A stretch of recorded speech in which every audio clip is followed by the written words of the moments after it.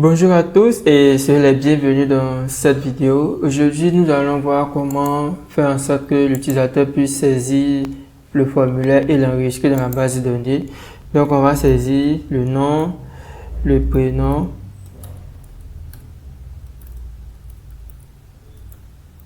et on va sélectionner une classe et normalement, lorsqu'on clique sur le bouton ajouter, on devrait ajouter ça dans la base de données. Bon, là, ça ne va pas ajouter dans la base de données parce que la route n'existe pas encore pour le moment.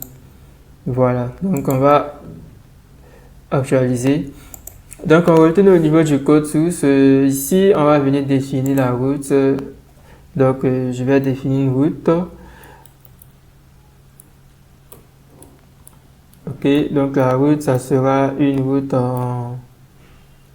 on va l'appeler étudiant.store.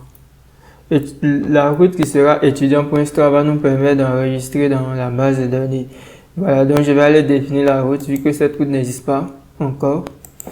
Donc je duplique ça et là je vais mettre étudiant.store. Et ici, on va appeler la fonction store. Et ici, bon, on va mettre étudiant/store tout simplement pour garder la même logique. Mais là, la route sera pas une route en get, mais ça sera plutôt une route en post.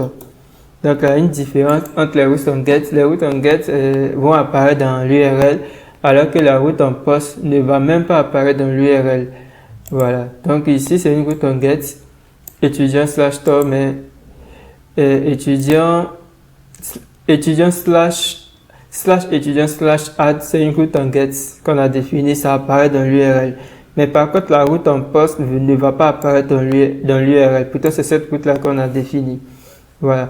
Donc, on va venir définir la fonction store dans notre contrôleur et on va toujours enregistrer. On va toujours rédiger un petit commentaire pour mettre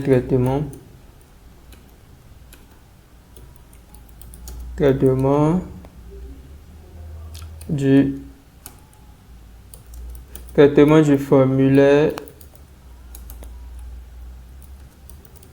pour ajouter un étudiant. Voilà, donc je l'appelle, je mets d'abord public function store. Et là, on aura besoin de la variable request. Donc, on va définir un paramètre de type request. Et on va l'appeler request tout simplement. Voilà, donc ici, on va définir la variable de la request. On va mettre un champ pour définir que la variable de la request ne peut pas être vide. Donc, je fais de la request. Je vais utiliser la fonction validate. Voilà. Et en crochet, on va définir tous les différents champs que nous comptons vérifier. Donc, le premier champ qu'on compte vérifier, c'est le nom. Le nom. On va dire qu'il est requis. Donc, on met require, virgule. Et ensuite, on aura le prénom. Voilà. Et ensuite, on aura class ID. Class ID, on dirait aussi qu'il est requis. Voilà, donc c'est pas terminé. On va maintenant définir une variable étudiant qu'on va appeler étudiant, tout simplement égale new étudiant. Là, on vient de faire une instantiation de la classe étudiant. On n'est pas en train de récupérer les informations de la base de données pour mettre dans la classe étudiant. On va juste définir les informations de la classe étudiant dans une variable et on va les lier avec les différentes informations qui sont dans nos variables request. Donc, je vais dire $étudiant nom. Voilà, je vais faire correspondre le champ nom de la classe étudiant avec le champ nom de la variable request. Voilà, je mets nom, point virgule, je duplique tout ça Donc ici, ça sera prénom. Prénom. Ici aussi, ça sera prénom. Ici, ça sera classe ID. Et puis ici, ça sera classe ID. Classe underscore ID. Bon, pour vérifier que c'est vraiment classe ID, on va venir vérifier le modèle. Donc, c'était classe ID qu'on avait défini. OK. Classe ID. Maintenant, on va enregistrer en faisant $étudiant. Et puis, on va exécuter la fonction save. La fonction save va nous permettre d'enregistrer. Et puis, on fait un petit return.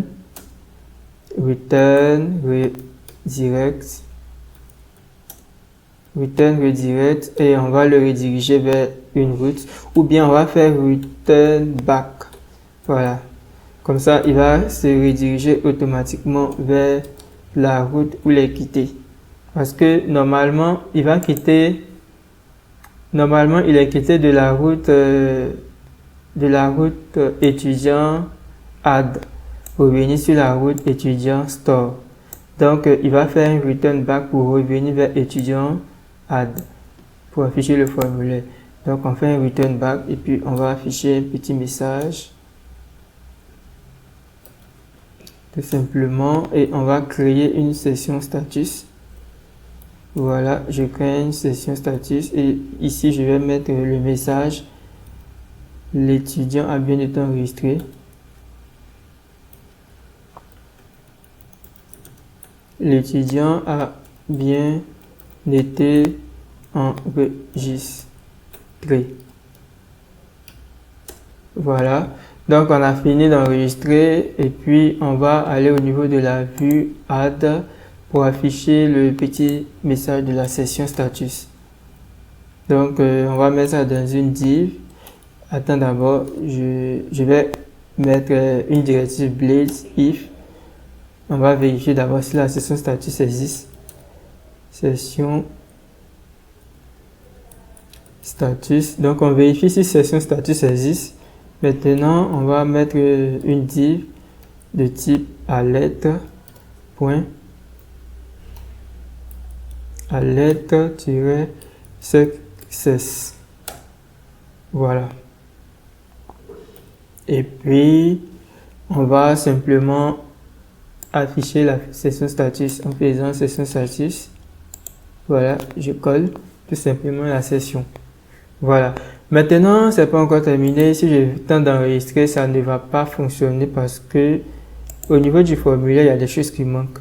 Donc, au niveau du formulaire, au niveau de la balise form, à l'intérieur de la balise form, il faut qu'on renseigne une directive @csrf. Voilà. Et ensuite, au niveau de notre champ, on va devoir mettre le name. Je n'avais pas renseigné le name. Donc, on a le nom et on va renseigner notre champ name. Ici, c'est le prénom. Et puis, au niveau de input type select, on va venir renseigner le champ class underscore ID.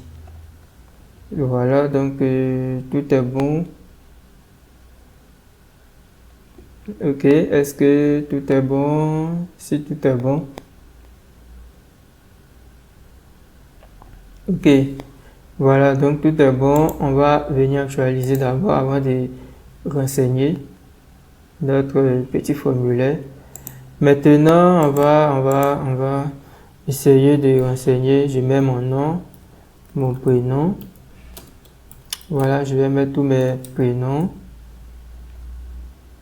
Désolé, j'ai oublié le tiret. Je sélectionne la classe, je vais mettre licence 3. Et je clique sur ajouter un étudiant. Vous voyez, c'est marqué l'étudiant a bien été enregistré. Voilà, donc on va continuer le tuto dans la prochaine vidéo. Dans la vidéo prochaine, dans la suite, on va voir comment lister les informations d'un étudiant ici de façon dynamique. Là, on avait renseigné les informations d'un étudiant en texte brut. Donc, on va voir comment renseigner les informations d'un étudiant ici.